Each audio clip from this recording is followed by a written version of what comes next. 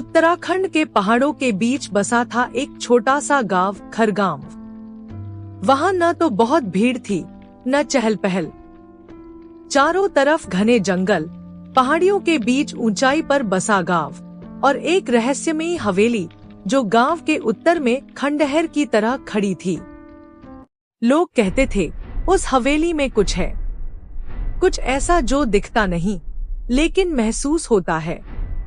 कोई वहां रात को नहीं जाता था और जो गया वो कभी लौट कर नहीं आया।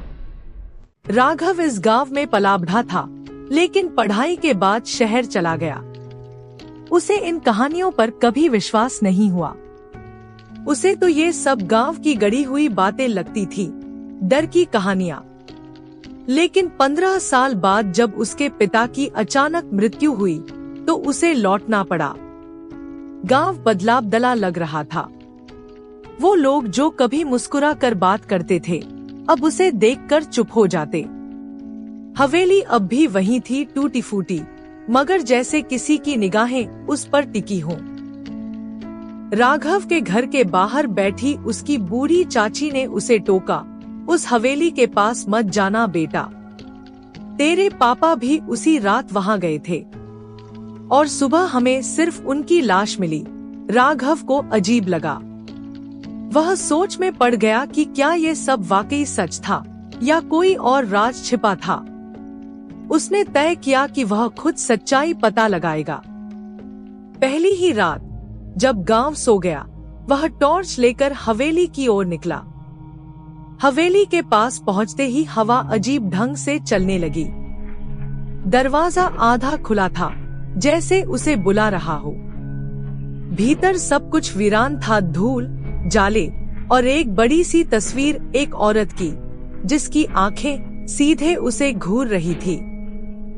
तभी किसी ने उसका नाम पुकारा, राघव।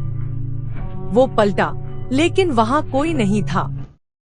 वो घबरा कर वापस लौट आया, लेकिन नींद नहीं आई।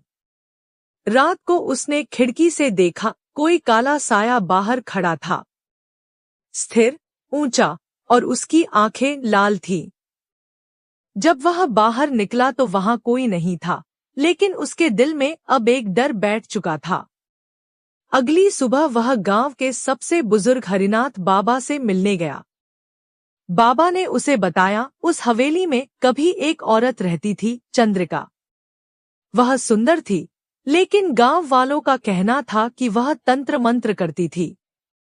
लोग उससे डरते थे। एक दिन गांव वालों ने उसे पकड़कर हवेली में ही जिंदा जला दिया। कहते हैं उसकी आत्मा अब भी वहीं भटकती है और जो भी हवेली में रात गुजारता है वह उसे अपने साथ ले जाती है। राघव को यकीन नहीं हो रहा था, लेकिन वह पीछे हटने वालों में से नहीं था। उसने तय किया कि इस बार वह पूरी रात हवेली में रहेगा।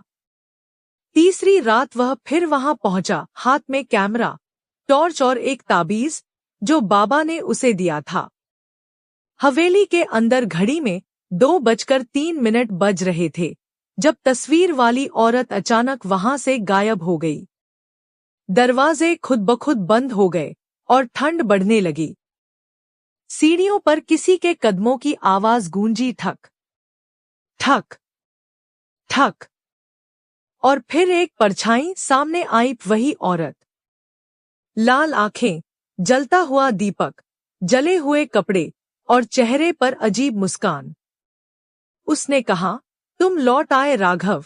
उसकी आवाज में गूंज थी, जैसे किसी गुफा से आ रही हो। राघव कांप उठा। औरत ने कहा, तुम्हारे पिता ने मुझे धोखा दिया। मैं उससे प्रेम करती थी, लेकिन उसने मुझे गांव वालों के हवाले कर दिया और वे मुझे जला गए। राघव स्तब्ध रह गया। ये सब उसने कभी नहीं सुना था।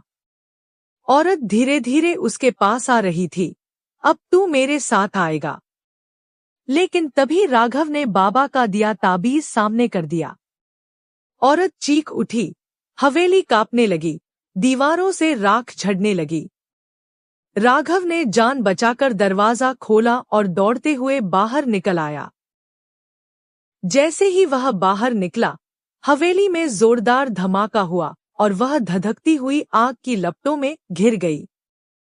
सुबह गांव वाले इकट्ठा हुए तो देखा हवेली पूरी तरह जल चुकी थी।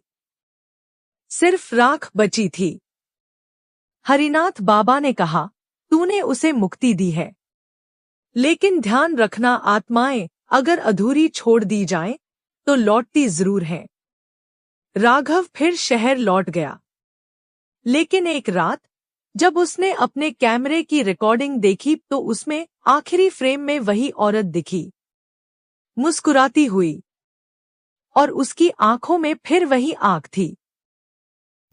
ऐसी ही और वीडियोस देखने के लिए हमारे चैनल को सब्सक्राइब करें और बेल आइकन को क्लिक करें ताकि आने वाली वीडियोस का नोटिफिकेशन आपको मिल